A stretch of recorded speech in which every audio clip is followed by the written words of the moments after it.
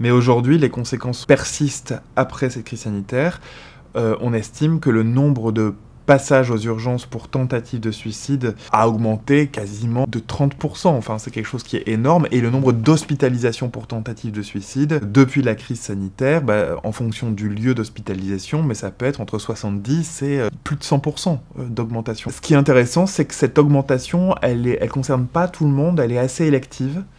Et elle concerne surtout les jeunes filles entre 11 et 17 ans.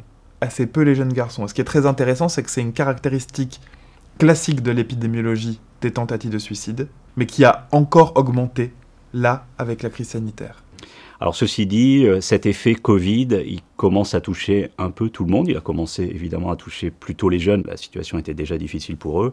Mais en fait, toutes les tranches d'âge maintenant sont affectées par une sorte d'effet Covid retardé. Ce qui est probablement intéressant de regarder, c'est cet effet de déliaison sociale que la crise sanitaire a pu générer. C'était un phénomène qu'on observait déjà dans beaucoup de sociétés occidentales liées à nos modèles de construction sociale post-industrielle, essentiellement libérales et assez individualistes. Probablement, il y a eu un effet d'accélération. Initialement, probablement de resserrement du lien social parce qu'il a fallu faire face, mais progressivement, à l'issue de ces crises sanitaires, de déliaison.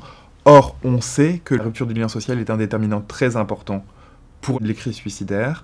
De plus en plus d'études s'alertent du sentiment d'isolement ou de solitude des jeunes aujourd'hui.